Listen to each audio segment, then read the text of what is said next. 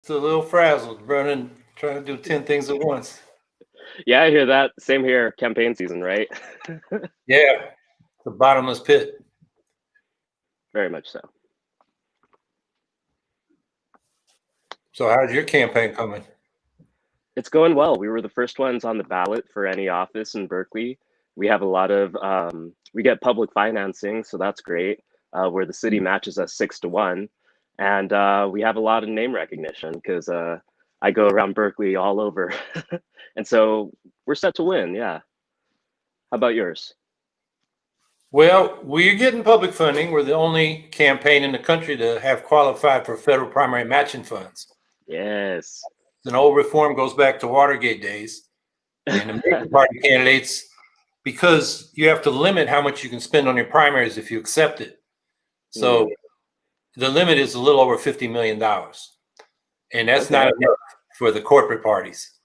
But it helps us. And none of the other independent or third party candidates qualified. So we're the only ones this year, which is a big help, because we're fighting to get on the ballot. We're on 36 states you can vote for us now, but we still got 14 we're working on. That's awesome, though. I mean, you're getting closer. Yeah, it's crazy. It's just a mad scramble from the time of the convention when we got nominated on July 11th. Mm-hmm. Last 3 petitions are due September 4th. And last week was really crazy. There was 10 due. So I think we got 6 of them on the ballot and the others are write-ins. Well, one is neither. That's South Dakota. They don't have write-in. And if you can't get the petition done, you're just not in the election. So that's one state where people won't be able to vote for us. Well, I think with the interview, we could talk about how we're doing our tactics on the ground. I think that's really important. Yeah, and it's something Greens need to get better at. Yeah. I mean, we also need to have the backing of all of us, like at whatever level of knowledge and experience we have, to really come together and share that information. Because I know some people don't get it. Yeah, it's something, nothing substitutes for experience. You can be told in the abstract what you need to do. But then to go out and actually do it, it's a little different. Like you need 5,000 signatures to get on a ballot in a state. And people say, oh, that don't sound so hard. Mm-hmm. But then you go out and start asking people, particularly in this COVID environment where we're supposed to be socially distanced. And it's, it's tougher. And, there are little tricks like on that, you get more signatures the more people you ask. So my thing is, can you help us out or help me out with a signature to get the Green Party on the ballot?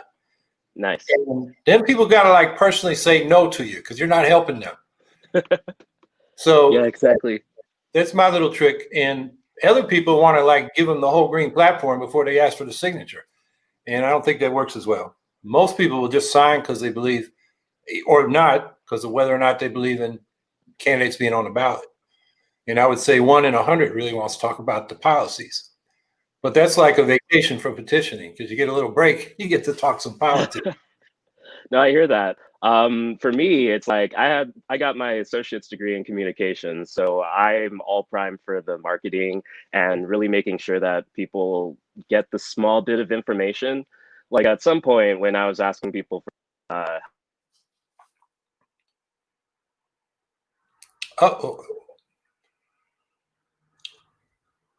If you can lost so, when I was, I know. So when I was running for trying to get public financing, I was like, if 10 people can give $10, we'll make it. And so that was a really good show of how we get involved with public finance. It's all marketing at the end of the day, but the establishment parties are really good at it. And I think it makes it a little bit more beautiful how Green Party members don't use establishment tactics and try to find their own creative ways or their own personal ways to make their story really shine. Well, I think one thing I've found in elections is, particularly local elections, Greens bring issue. And the Democrats and Republicans are used to running in these gerrymandered districts where if you get designated or there's a primary and you win the primary, then there's you're in. And so they're used to not really campaigning. I mean, here in Syracuse, we've had disaffected Democrats come to run with us as Greens, people who had been in office before on the city council. And they came to our meeting and they said, "You're going to have to help me. I've never done this before," even though they'd been in office. Yeah.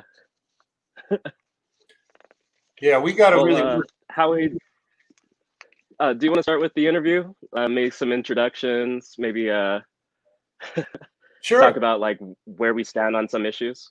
Okay. Absolutely. Cool. So I was waiting for you to. You want me to introduce myself? Or I think so. Okay.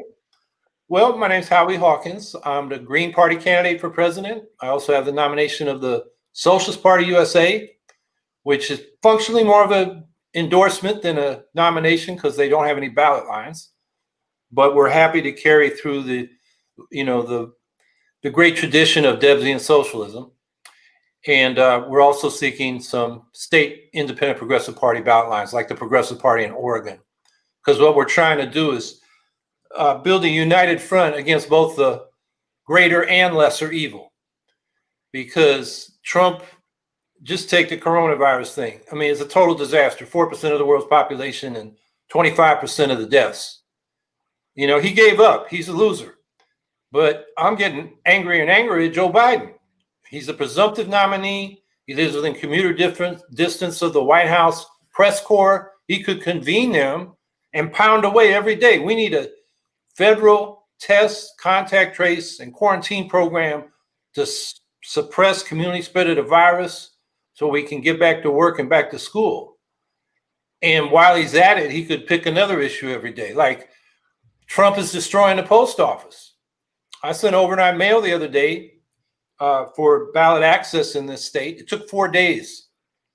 It got there at 3:30 and the filing was due at 5. The guy had to drive 35 miles to get it filed just in time.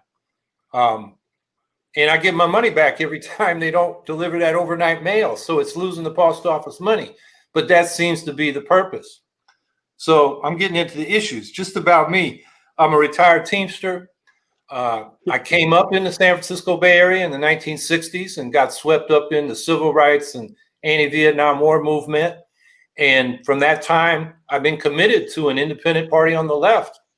Because in 64, Reagan was campaigning against fair housing. They repealed the Run for Fair Housing law in a referendum, the Republicans. And the Democrats sat the Dixiecrats from Mississippi instead of the Freedom Democrats. So I was 12 years old. I said, where's my party? Which was Peace and Freedom in 68. And in some ways, that was the first Green Party in the sense that it came out of the New Left. And they actually had in their platform, the Richmond platform, not just a conservation section. They had an ecology section that talked about the interrelationship between how society is organized and how we affect the environment. So anyway, I've been involved in the Green Party since our first national organizing meeting in 1984. And the Greens have run me for three times for governor in New York. And we got enough votes to get the ballot line every time. Got 5% in 2014, in a year when Governor Cuomo wanted to get more than he got when he was first elected in 2010, more than his father Mario ever got, to lay the basis to run for president. And we got 5%, and he got less. So we had to look at what we were saying to compete for our voters. We couldn't be taken for granted. And out of that election, we got a number of demands we've been campaigning on that he had never supported before. A $15 minimum wage, a ban on fracking, paid family leave, a millionaire's tax. So that shows you don't have to win the office to move the debate and move the agenda. So that's one of our goals in this presidential race. So I guess a lot of people asked me to run because they saw those governor's races. And, you know, I had run a large scale campaign before. So, but nothing like this. This is like running 51 races for governor because you got 50 states in DC and every state's got a. I'm not sure if you can hear me. I lost sound for a second. I hear you. Yeah. So I'm trying. Can you hear me? Sorry for the interruption. Can you still hear me? I can hear you. Okay. I can't hear you. Oh. Well, I don't know what to do about that. Andrea says she hears us both. Okay. So anyway, that was done. That was my introduction. So who the hell are you? So for my end, this is going to be an interesting interview because I can't hear, but I'm used to that, right? So if you want, I can introduce myself really quickly while I fix it on the technical end. Okay. Okay. So my name's Aidan Hill. I use they, them pronouns. I'm in Berkeley. I'm a California native. I lived in Southern California, Fontana, and then moved to Berkeley for university. I went to UC Berkeley in 2016, and as we know, 2016 was an interesting year, especially with this president being elected. It was a different experience for me because of that. The political climate started boiling over like in the 1960s. And as I continued with my studies, I really found a sanctuary at People's Park, which was created in the 1960s as a result from the civil rights movement and really the fight against Ronald Reagan's privatization. And so it kind of had a home to me. But as I continued to move towards this world that we're in 2020, I noticed that something was deeply wrong. Our oceans were dying. We were losing access to forestry. Parks started being destroyed. We had a lack of healthcare coverage, especially with coronavirus. And I really thought to myself, well, I have this understanding of politics. I have this unique experience being in an alternative party. And I really want to bring that to the table. And so I ran for city council in 2018, really trying to save the only green space that I have in my district. And that was People's Park. And then because of that, I learned all the history, all the experiences. I talked to the people who made that place so special. And I really understood that this was a fight for free speech and freedom of expression and freedom of creativity against a machine that really tries to boil us down into a yes or no. And they were trying to gentrify us, the UC Berkeley. They were trying to gentrify all the parks that were community made from the beginning. And I was like, this isn't right. And I looked to my city. I joined the city commissions under homelessness because that's the primary people that I work with, those who are unable to achieve their dreams because of the social structure that we have. And I asked them, and I was like, you know, this is a refuge for so many people in our area. This is actually the only green space in our area. Nothing. They didn't say anything. They just said, well, that's nice. We're going to build a 15-story building right on that spot, and you're going to have to deal with it. And so after I kept trying the city route and trying to do public comments with the city council, and mind you, you get 2 minutes to speak in an agenda that sometimes runs from 6 p.m. to 3 a.m. And I was like, that's not democracy. That's not how we should be treating this world. We need an open government.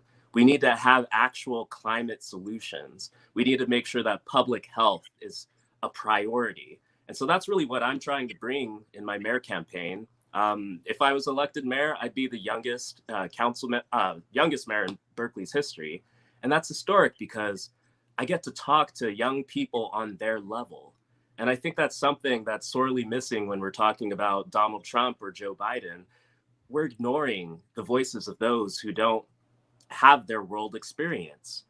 And so that's why I'm running. I'm trying to build a bridge across all of us because Berkeley is a heavily Democratic city. And I have to work across the lines. What I tell them is the earth isn't just red. The earth isn't blue. It's green and blue. It's the earth and the water. And I think together, especially against this enemy that's known as the Republican Party right now, at least we have a chance to survive. And so I bring the green values and I really show up in a way that's decentralized, that really focuses on grassroots energy. And as much as I try, I have to push against that machine that's always a corporate structure. And so thank you for hearing me out. I wanted to let you speak to your people while I get this tech stuff. Okay, well, if Berkeley's like most cities, and Berkeley was when I was coming up, behind the Democratic Party is the real estate machine.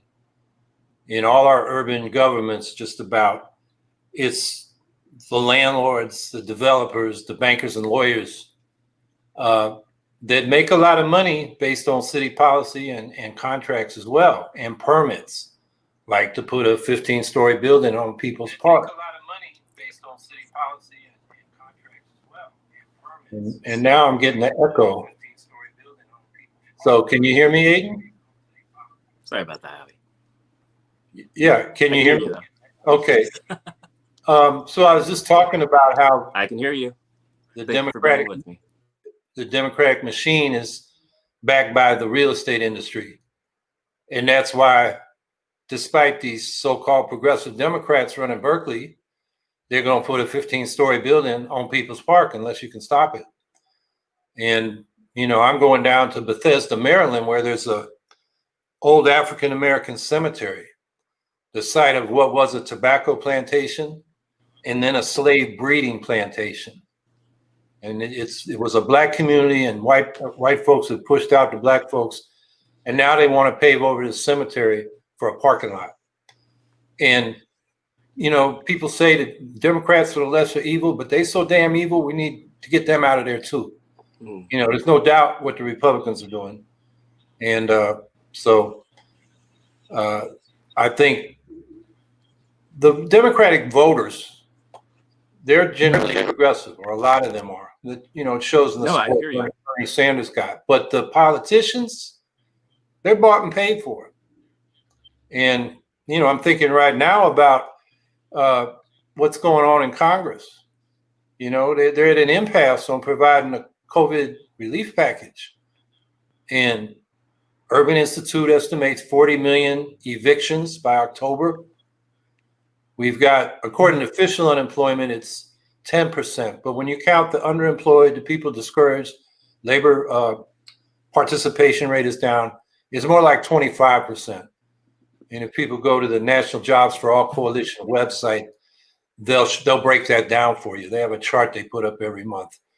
And then people who lost their employment and their health insurance connected to employment are sitting in this plague without health insurance. Yeah. And the government, you know, particularly for COVID treatment, which can run over $1 million.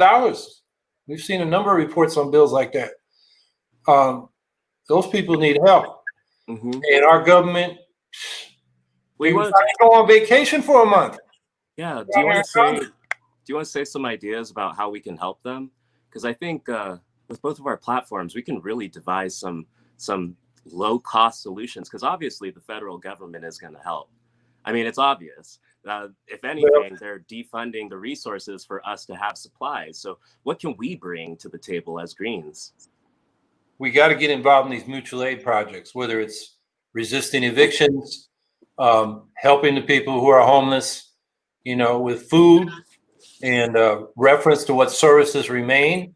I mean, if they don't provide about $1 trillion to state and local governments, the cuts are going to be on the order of 20 to 50% for a lot of these services, including schools.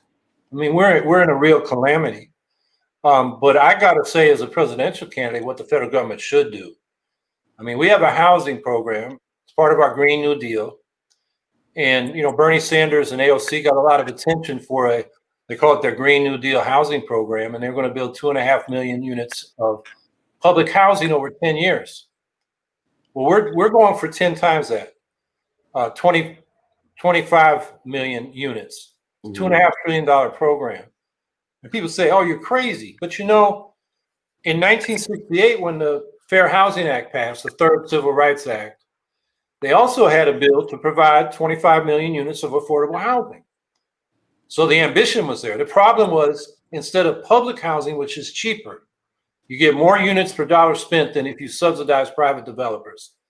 They tried to build these 25 million units with so-called public-private partnerships, which means the public pays and the private profits. And that's been a disaster. That's what we've been doing for subsidized housing since that time.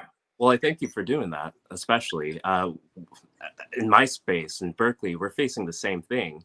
All of the developments right now are public-private. There's no public-public partnerships. Barely we're trying to get some housing that has affordable development units below market rate housing, but it's at a proportion of 20 units market rate to 6 units below market rate. And that doesn't help anyone. And don't even get me started about Section 8 housing, because Section 8 housing is supposed to make the public housing sector available. But because we have so many people who are below income or below median income, they're not allowed to get those market rate housings. So something I want to bring forward that I think really aligns with you is the focus on rehabilitating rundown vacant properties, making sure that we have public sector work, focusing on building those things, use resources like tiny houses to make sure that people are housed, and to repeal laws that harm unhoused people. In Berkeley, our incumbent mayor has a law that prevents RV members of our community from sleeping, and even a law that prevents unhoused people from holding space no more than 9 square feet in a certain given time. And I don't think those things are right. I think we actually need solutions. And like you were saying, the effects of the climate are going to hurt so hard. We're facing wildfires right now. We have coronavirus that's a multiplier on those effects. And we don't know if there's going to be floods or not. We have a shifting climate everywhere. And so I really do thank you for doing the fight and the work that we all rely upon, because without you doing that work, we wouldn't know where to start, right? And so thank you for that. Do you have a law against source of income discrimination that we have a law? Yeah. Okay. You got to enforce it. It's not always followed. Yeah. Okay. Yeah, that's it. Half the job is getting the law passed. The other half is getting it enforced. Mm-hmm. Okay. Well, that's good, because most communities do not. So Section 8, the rationale was, well, we're not going to build public housing. We'll give you money and you can go live anywhere you want. But that's not the way it works. Yeah. You know, you go into the upscale communities, they don't want you. So you're forced back into the hood. And so now you're living under a private landlord instead of a public landlord, at their mercy with your Section 8 voucher. So you have even less say than you do. Not that our housing authorities are very responsive or democratic. That's a whole nother thing we should talk about. And it's usually elders who have that Section 8 housing. And so these predatory landlords are hurting our elders from being able to shelter in place. I have so many seniors here in Berkeley who are afraid of being put on the street because of this coronavirus. And, you know, they're worried about where they're going to keep their medicine, where are they going to be able to sleep and wake up easily to use the restroom. These common things that we all take for granted sometimes. It's really starting to make people awaken to the reality of the situation that we're in, is that we don't have a system within a country that doesn't protect people, but rather protects profits. And those profits being the large data barons like Facebook, Amazon, Microsoft, who continuously profit while we're all struggling on the sides. Yeah, I mean, this has been going on for 50 years. You know, wages have been stagnant since 1973. The cost of housing, healthcare, and college in particular have gone through the roof. So, you know, young people are feeling it. The opportunities aren't there, particularly now in this COVID depression. But my generation, the baby boomers, a lot of them, they worked, they raised their families. But with stagnant wages and increasing costs, they're retiring without any savings. Social Security keeps them below the poverty line. So, you know, one thing we want to do is double Social Security benefits so every senior has enough income so they're living above poverty. I even know seniors who got to school, you know, like in their 40s, borrowed. I know one that she was actually Medgar Evers' assistant in the NACP in Mississippi when he was assassinated, got involved in SNCC, went north with the movement with King to Chicago, and finally got into school in the 80s. Her name's Coley Clark. And she actually taught at SUNY Albany, State University of New York, Albany for a while. And now she's retired, living in Harlem. She's in her 70s. And her Social Security check is being garnished for student loans back in the 80s. I mean, this is, and then here's another thing, the student loans, the federal government charges 4 to 7% interest. They're making money off this. The point is to get kids through school. And even if they got to borrow, you know, do it at interest free. Yeah. And I can speak on that actually, because I'm a student at UC Berkeley. And this is what drove all this madness into my political life, trying to get a public education at a public university, think it was all like, oh, I'll be able to get my degree in 4 years.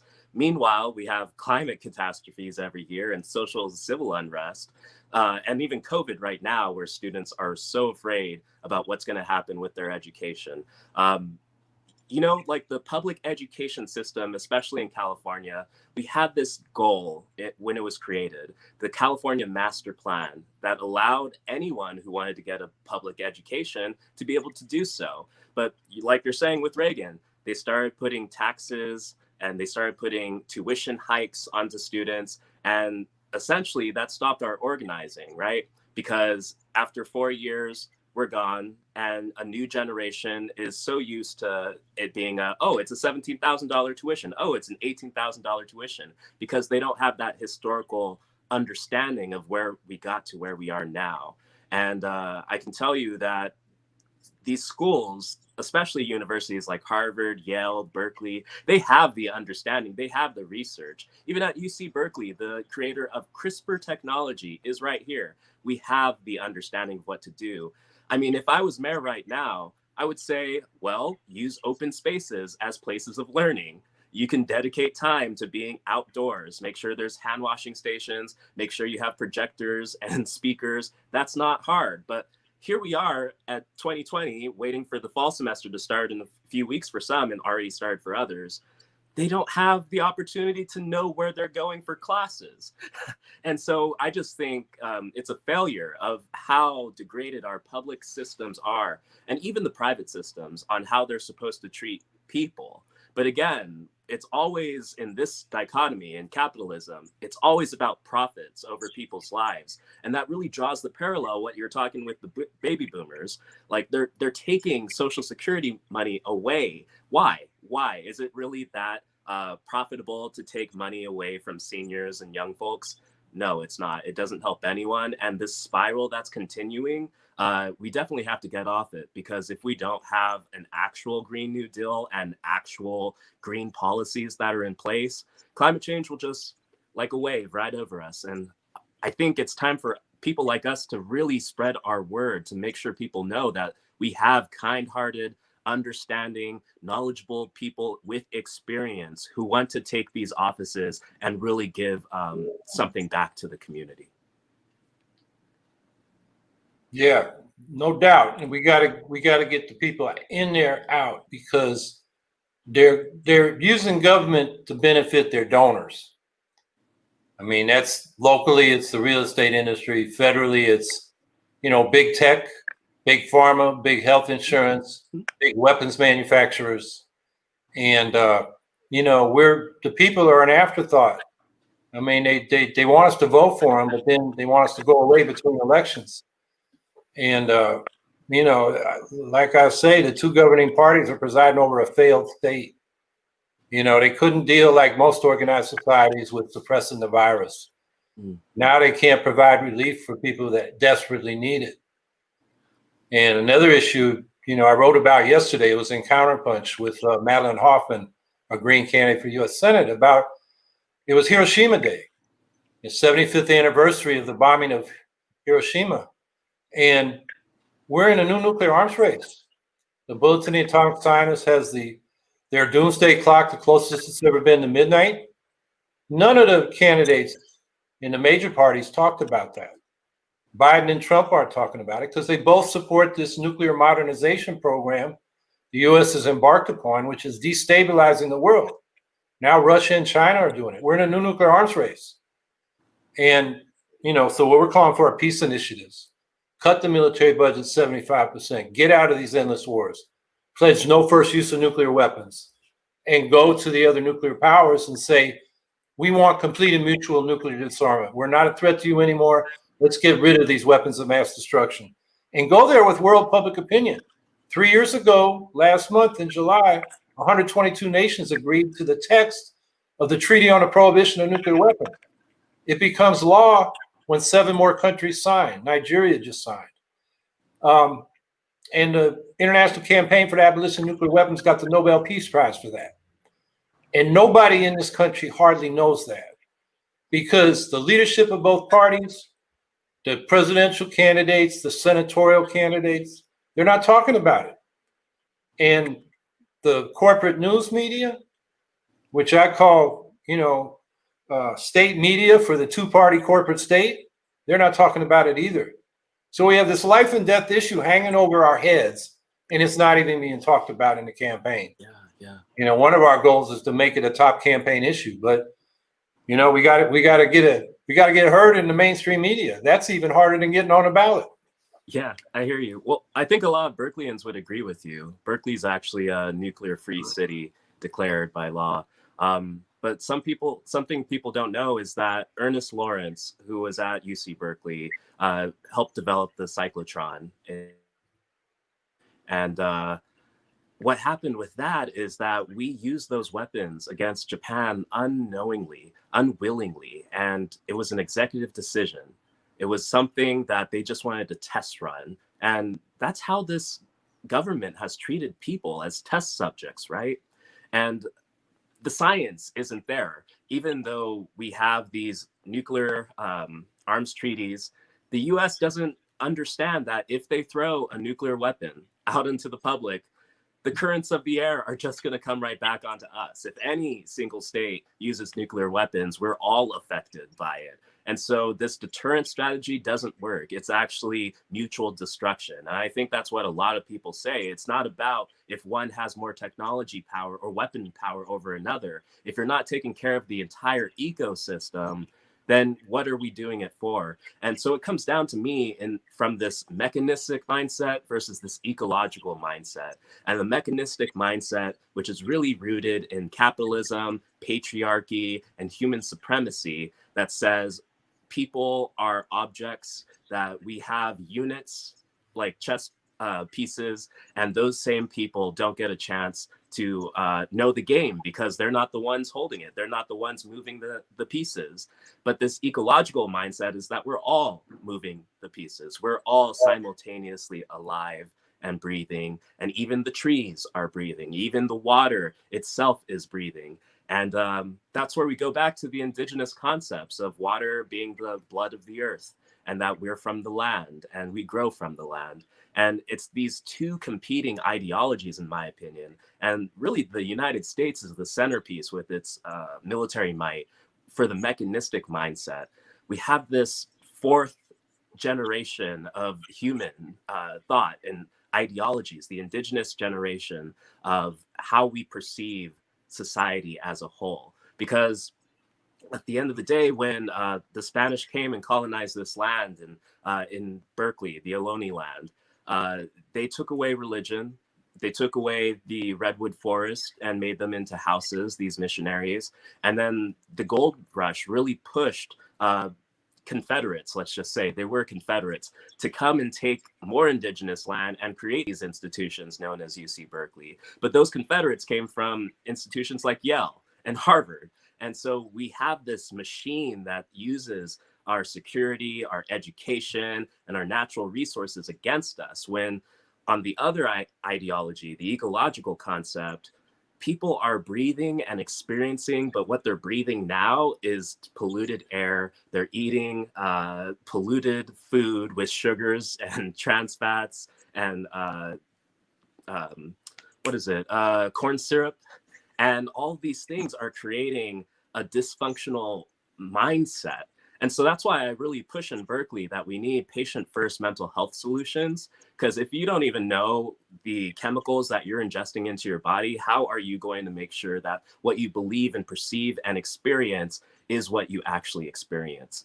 It gets that far in. And until we develop this system that treats people as living, breathing beings with their own determination, self-determination, we can't really fight against what these war powers are trying to do, because we don't understand why war is happening in the first place. And so that's something I love about the Green Party, and it's really led to my understanding, especially as a young person, is that the world isn't binary. It isn't just left, right. There's also a million other directions to go. And the Green Party, because it has ballot access, one of the only 4 major parties with ballot access in this time, where the Postal Service is taken out, where Trump's trying to be king of America. We stand a legal chance to really show that people can participate in democracy. People can work on nonviolence. We can have a future focus, and that not all hope is lost.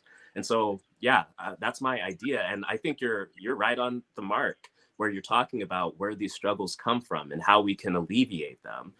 Now we just have to make sure people understand us.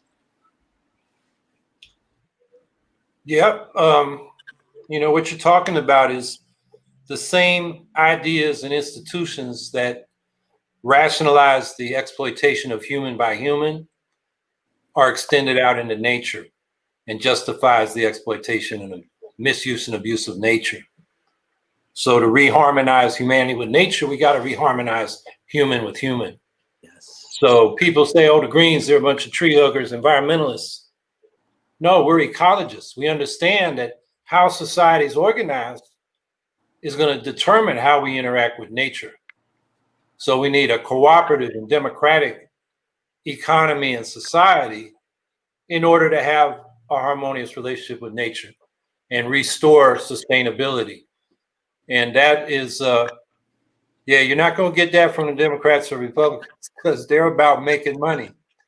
You know, the political elites and the business elites that back them. And they always have to listen to someone higher up the chain, right? Like, even if they want to make their own decisions at the local level, the Democratic Party by law says you can't endorse anyone who's not a Democrat. You can't even invite them to your meetings. So, of course, these people who are just trying to get somewhere into influence and power, they're not even listening to other ideas because they have to listen to the Central Democratic Committee.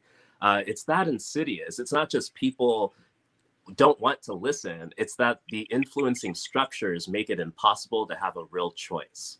And so that's exactly why progressives who go into the Democratic Party to change it or make it more progressive, no, they don't change it. It changes them.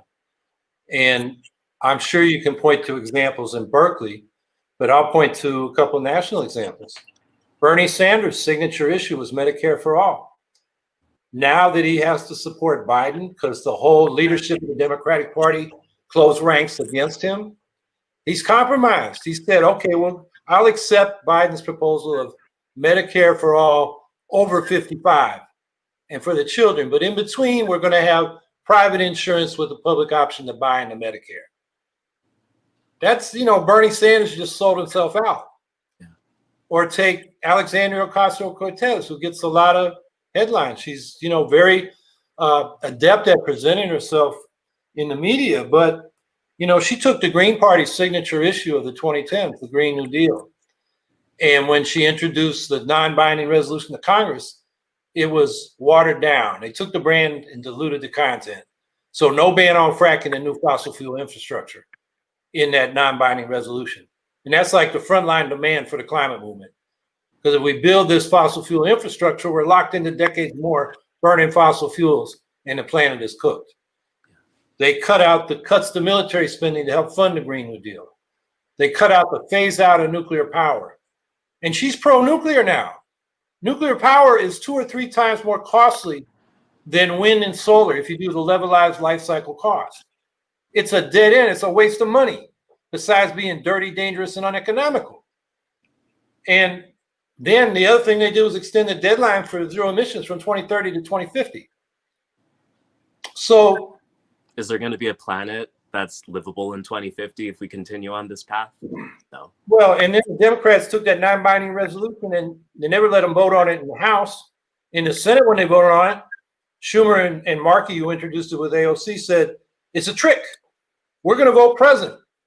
You know, McConnell wanted all the Democrats, half of them running for president, to get on the record. So they all voted president, except 4 of those damn Democratic senators voted with Republicans no on the Green New Deal. And you look at the draft Democratic platform on climate, there's the words Green New Deal aren't even in there. They aren't even stealing the brand anymore. Biden is for fracking the hell out of the country and then burning it in gas-fired power plants. And he said he's going to capture and sequester the carbon, which is not economical. They're not going to do that. And he wants to build nuclear power plants. I mean, this is a industry program, not a climate program. Yeah. So we have a question Trump from the calls. audience. Okay, I'll just sum this up by saying Please. Trump calls climate change a hoax, but the Democrats act as if it's a hoax. Yeah. So the question from Anastasia. Hi, Anastasia. What's Aidan's plan for Berkeley to get carbon neutral? Good question. So I look at it holistically, right? For me, climate resilience and adaptation means accessibility. And that means that all people have to have access to public resources. And so a big part of my plan for just cutting carbon emissions right off the bat is making an efficient and streamlined form of transportation that includes disability. So right now we have a private AC transit and BART system that gets people from A to B. Otherwise, people have to use Uber and Lyft. And if we could just make sure that bus lines or rapid transportation is available for people who live in different areas of Berkeley, that would not only increase the ability for us to have multiple people using the same vehicle, share riding, but also allow people to not have to walk too far or drive their car to get to a place of transportation.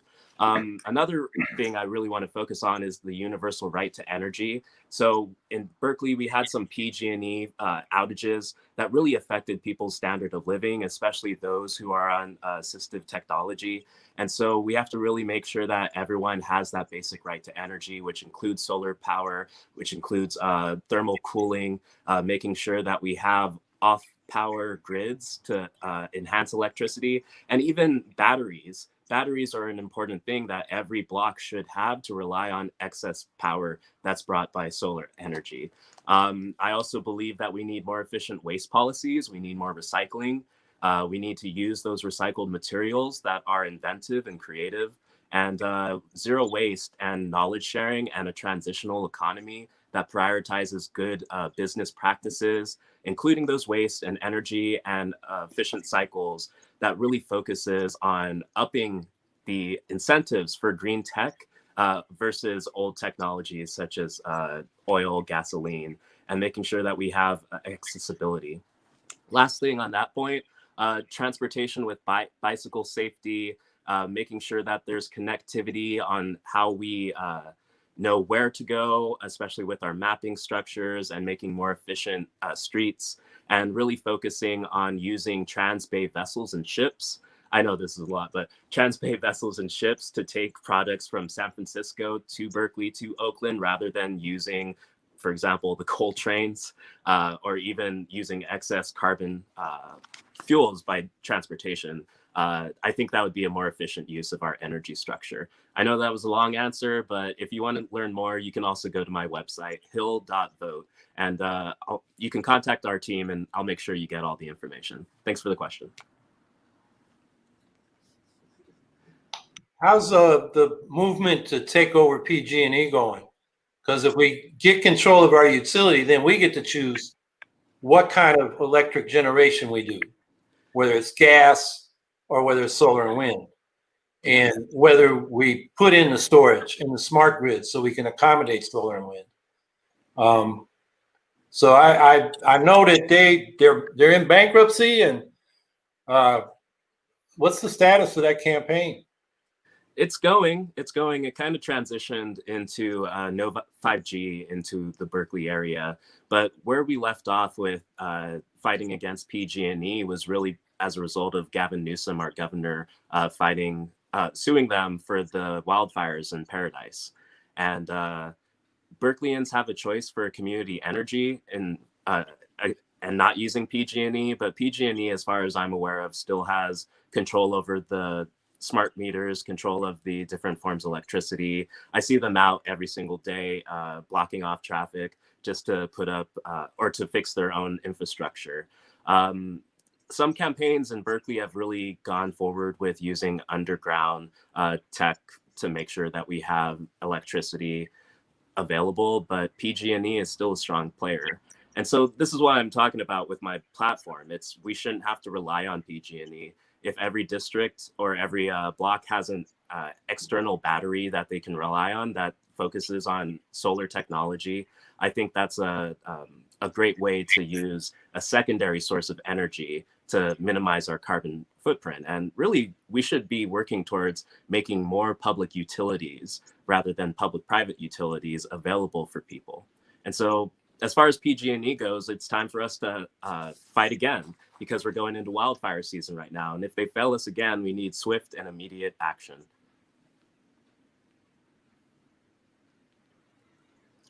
This is also for Aidan. How will the city council pass your policies? Great question. So the city council knows me. They know me as good trouble, if anything. I have some supporters who are on the city council, but I think it really comes down to language. How do you really influence people who don't want to hear words like radical transitions? And so in my platform, it's really based off of universal concepts. How do we get out of this climate crisis? How do we get people into housing? How do we make sure that PPE is available for all of us? These are things on the surface that I think every single council member would agree upon. How we move towards single payer healthcare. For example, I'll use, instead of single payer, I'll say bulk purchasing, which is the same thing.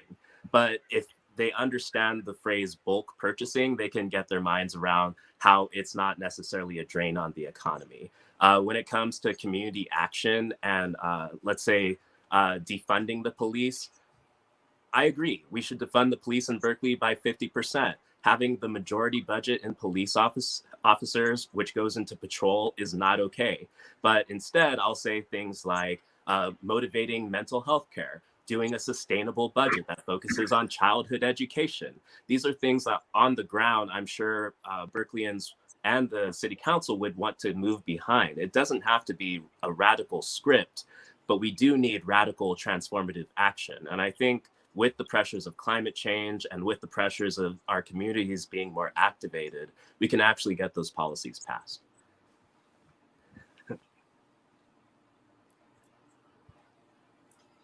As mayor, I'll ask the question. I think it's for you. As mayor, what kind of policies would you support with regard to Second Amendment rights and self-defense? That's a good question. I'm 100% against assault rifles. They're horrible. I think even police using weapons are horrible. But the Second Amendment is interesting in the fact that it states the right to bear arms. Arms is a questionable context against a foreign invader or for the common defense. So what's the arms race right now? It's data mining. And so the right to bear arms is the right to privacy, in my opinion.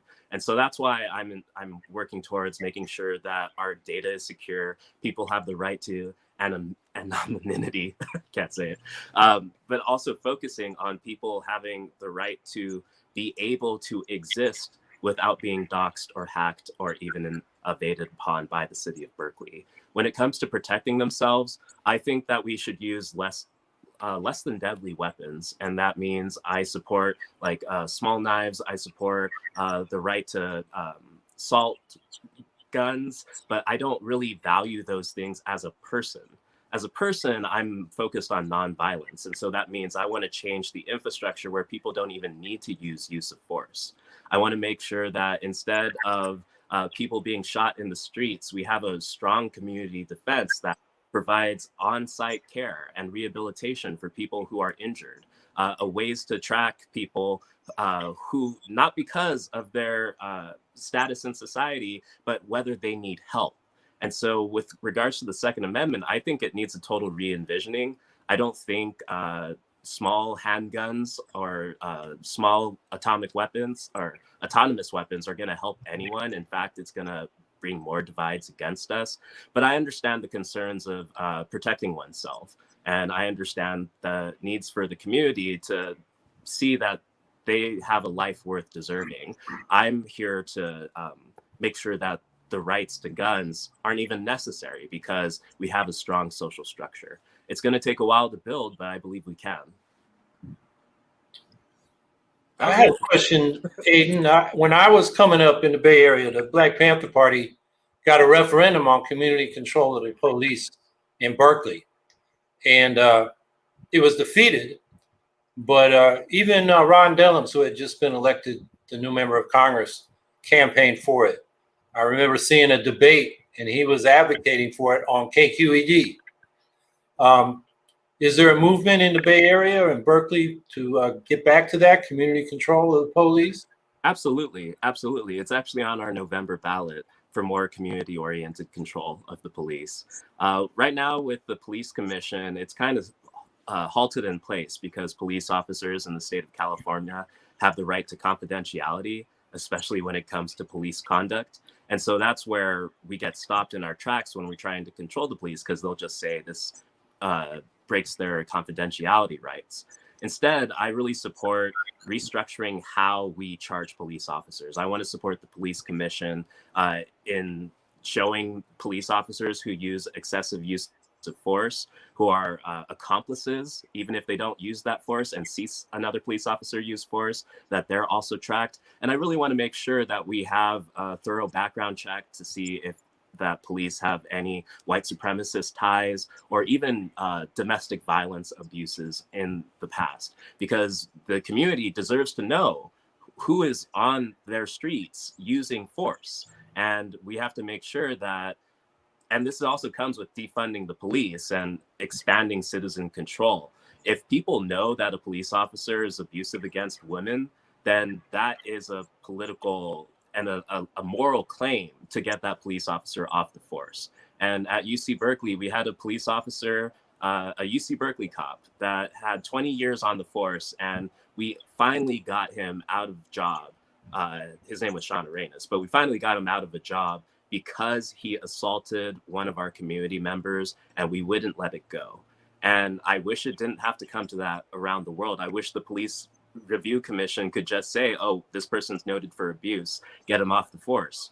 But we have to do a lot more to make sure that we can investigate into police misconduct. And that's on the November ballot. It's not as strong as it should be, but that's where we get people like you to keep sounding the alarm and making sure that police misconduct doesn't go unvilified. So what's on the ballot is the review commission will get the right to investigate misconduct. In some degrees, yes. Yeah. Yeah, what the Panther Party had on was the commission, which I imagine is appointed by the politicians. Yes. Yeah. No, they wanted elected by the communities. Yes. You know, the flats, which was predominantly black, at least back then, and then the university community, and then the Hill. And each would have their own force, you know, patrolling their own communities. And then there'd be an overall police commission. I think that's key. In fact, some people advocating community control where we elect them are saying, no, we should select them by lot, like we do juries, to get the politics completely out. Because I wrote an 8,000 word essay on this. You can find it on my website, howiehawkins.us. The review boards were like the substitute for community control, and they haven't worked. You just look at the headlines. Look at what happened in Aurora, Colorado the other day. And, you know, since George Floyd got murdered on the TV screens and everybody saw it, you know, a lot of people upset about that. But the police still police themselves. That's how they get away with these crimes and murders. So if we elect the people in charge to represent us, or even select them, just pull them out of the community at random, that would get the politics out. Because now police unions, along with the real estate industry, that the police force we got does what the politicians told them to do, which is to keep downscale people, particularly black people, down and out of the upscale communities, because they profit from segregation in the real estate industry. So that's what the police do. And as long as the politicians are appointing them, even if they appoint the review board, we're not going to get the kind of force that we need, whether it's, you know, defunding to redirect resources to community services, or for those serious crimes where you want somebody that what we think of police doing, dealing with violent crime and, you know, serious property crimes like burglary and car theft. They do a terrible job at that. I know from national statistics, they only clear about 25% of those crimes with arrests. And in 60% of the people who are victims or witnesses won't report to the police because they don't trust them. Because you know what? You tell the police you were there, they're going to charge you. That's the way people feel. So, yeah, I think we need to up the ante on this uprising against the police brutality by saying we want community control. And just not for the just from audience here, changes in policing policies. and just for the audience here, I really invite you to think about the process of policing. So you find this person, you put them into a car, which I'm sure is not COVID secure. I'm sure they don't wipe down the back every time they have someone in there. And then they send them to a jail, either a county jail, a state jail, or a local jail, which I'm sure isn't taken care of. And yet we have all these cases of COVID in our prison system. I mean, we have to think about this as a public health safety hazard. Not only do people get assaulted in the back of police cars, dying in the back of police cars, not only do they get assaulted like Sandra Bland without anyone knowing what happened, they're also put into these cages. And these cages are not essentially made, especially in this country, to make sure that people rehabilitate, feel good about themselves and their lives, feel like they have opportunities to change. Instead, it's like a pen. It's like bringing people to the slaughter. And the fact that we have now in this country students who aren't doing their schoolwork and being sent to juvenile jails, I mean, that is simply, it's incarceration. And the fact that so many prisoners are being paid so little to be firefighters, to make our clothing and our products, that's exploitation. And so the entire system of policing, as it is right now, especially, something, and again, August Wagner from UC Berkeley created, I'm sorry to the global community on behalf of us, we have to really dismantle it altogether. And if we want to find ways of rehabilitating people, making sure they're not public health nuisances or institute violence, we have to really reconstruct our entire society to be nonviolent in the core of it. And the way that prisons are happening right now, the way that police are acting right now, it's all based off of this mechanistic model that says people are units and units are property. And if you notice, police are only on the scene and making sure things are okay when it comes to private property. When it comes to domestic violence suits, when it comes to like assaults on the streets, police always come afterwards. So I really, I hope people look at those trends and really see why this defund the police movement is happening. It's not just because people are shot, it's because the entire system around incarceration is really based off of slavery. Mr. Hill, I'm not aware of how LGBTQ plus rights are in Berkeley right now, but what would you do to ensure that equality and the right to live as you are and pursue happiness as their true self? Yeah, great question. So Andy, thank you for that. I'm non-binary. I use they, them pronouns. I know exactly what you mean when you're asking about the rights for LGBTQ people. I can tell you that a lot of the times in Berkeley, we have to do the work ourselves. We just recently passed gender neutral language when it comes to city references. Like instead of manholes, we say maintenance holes. But the reality of it is that that doesn't really help us. That increases knowledge about the different use of binary language, but we don't have anything on the books that really protects LGBT people as a protected class. And so for me, when it comes to protecting people like myself, and really the reason why I'm running for office is to make sure there's representation of non-binary people in elected office anywhere in this country. It comes down to ensuring that we make sure that LGBT people know where they came from, have the right to education and knowledge, making sure that kids, especially who are gay, have a place to go to that isn't foster care if their parents kick them out. To actually think that protecting young people, intersex people, from the time that they're born, not being genitally mutilated, those are things that are important to the LGBT community, in my opinion. And we really do need to focus on the rights of all people, especially when it comes down to this government trying to make trans people's lives less than. We have to celebrate those things. We have to make sure that every incorporated area of Berkeley, there's no discrimination against LGBT kids, folks, and then seniors as well. And we have to make sure that the technology is available for people to live as their true selves. And that what me as a Black, Indigenous person of color that's on the LGBTQ spectrum, it's so important to me that I just have the right to exist, to walk down the street without being harassed or assaulted. And until we make those things a priority, I don't know how we're going to focus on protecting marginalized folks, and especially folks who don't have any sense of passing or can't pass at all. Thank you for that question, Andy. Well, I'll just say, as the president's candidate, I'm for passing the Equality Act, which would apply all civil rights and anti-discrimination laws at the federal level to the class of people based on sexual orientation and gender identity. But then the problem is, as you were just talking about, you get the law passed, then you got to get it enforced. And part of that is, the kind of leadership and what their attitude is about these questions. And Trump is the worst possible person to have in office for that.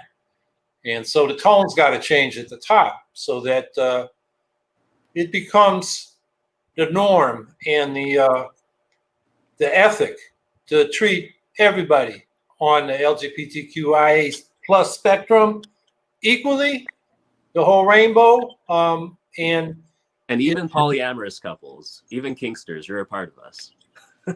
Yeah, I mean, everybody has a right to live, as the Poor People's Campaign says, and they have a right to be treated with respect. And I think, aside from laws we pass, the political leadership should be, modeling that and, making affirmations so that it becomes something people think, yeah, that's what I should do. Yeah. These are great questions. Well, we're getting on an hour. Okay. Are there any issues that you wanted to speak to before we wrap up? Yeah. I think definitely talking about this next election cycle, just what we can expect in the next few months of campaigning. So as far as I can see, we're in it for a doozy because, again, Trump wants to be president for the foreseeable future, and he's going to do everything in his power to make sure COVID's rampant. And so we feel afraid to go to polls. Luckily in California, we only have mail-in ballots. And so that's going to happen in October. But wherever you are, really do think about a plan of action to make sure that your voice is heard. Make sure that you're not being doxxed because you vote a certain way, especially if you vote a third party. You make sure that you have your mail-in ballots ready to go, or you're as COVID safe as possible. And I wish this federal government was really focused on fair and ethical elections. The fact that so many candidates, such as Howie, has to do such extra work rather than just being a elected Democrat or elected Republican that just gets the support of their party. We have to really change that. And the best way to change it, in my opinion, where you have most power, is at the local level.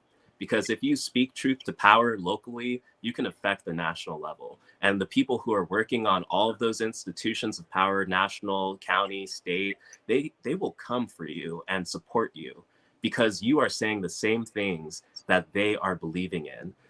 Look to people like Howie when you're wanting to get a voice out there and really get pressure onto Joe Biden and Donald Trump, because Howie is speaking truth to power.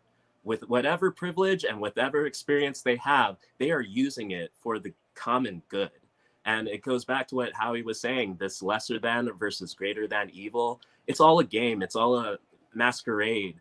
The fact is that we have only a few more years to prepare for climate change, for the inevitable nuclear disasters that these people in power are trying to pursue, and then the digital security hacks that we're seeing on Twitter and Facebook. All these things are coming to a head. And I guess November 3rd is the day when people want to play those power games, but don't feel afraid of that. Don't be afraid of those things. Speak truth to power, speak your truth, because at the end of the day, we're humans and we're not machines. We're not AIs. We make choices and we have the ability to make choices. And so if you want to vote for the greater good, you have that choice too, and you shouldn't have that with coercion. And so I just want to say I'm a resource for you if you want to speak about anything. If you want to talk more about politics and how we can improve society as a whole, that's great. And people like Howie are really the bridges for all of us community leaders, because while I'm focused on Berkeley, that's where I want to have my sphere of influence, Howie bridges those communities and takes them across the United States, because it would be a sad world if only Berkeley was here. I think we need an entire world that's full of the diversity and love of life that it has. And so I really want to extend my thanks to Howie, because you're doing the hard work. You're going out there into the different communities who don't understand these concepts, and you're really trying to make it easy to understand, really awaken people from whatever slumber Trump might have had on them. And like Martin Luther King, like in many ways, doing that work is more dangerous, because had MLK not been to Alabama, it could have been a different story. And so I have that privilege of being in Berkeley, but support people who are going out there in the world and being diplomats for our common goals, because at the end of the day, it's people, planet, and peace over profit. And that's the only way for us to survive this upcoming catastrophe. Well, Aidan, you know, I'm going to wish you good luck in your campaign. Anything I can do to help, let me know. Okay. When I'll I take talk, that as an endorsement. when I talk to people in Berkeley, I got a little brother who has a print shop in Berkeley, and he actually prints those ballots and those voter guides. Oh, wow. And I don't know if he's contracted with Alameda County this time or not, but that's his bread and butter business. Okay. And my next move, actually, after this talk, is I'm going to get my California candidate statement filed with the Secretary of State. So people be able to, when they get that ballot, they'll be able to read, you know, summary of what I'm talking about. And you talked about speaking truth to power. I want to go beyond that. Let's get some power so we can act on the truth. Yes. Like the science about this pandemic and the science about climate change and the reality of this new nuclear arms race and the reality that growing inequality kills. Working class life expectancies are in decline in this country. That's immoral and inexcusable in a rich country. So we need an economic bill of rights. So there's a lot to do. And I urge everybody, you got ranked choice voting in Berkeley? Yes, we do. Lucky you. Well, then there's no question. You don't have to worry about the lesser evil for Berkeley mayoral race. But in the California race, people got to understand, Trump is toast. You don't even need to worry about him. He don't have a chance in California. And Biden is a neoliberal hawk. So if you're at all progressive, there's only one vote. That's for Howie Hawkins and my running mate, Angela Walker. She's a truck driver. I'm a retired Teamster. We're two workers for the White House, because we need a better class of people in there than these corporate crooks and flunkies we've had in there. So that's my last word. And I enjoyed the conversation, Aidan. Thank you, Howie. I really appreciate you. All right. Be safe on the campaign trail. You be safe too.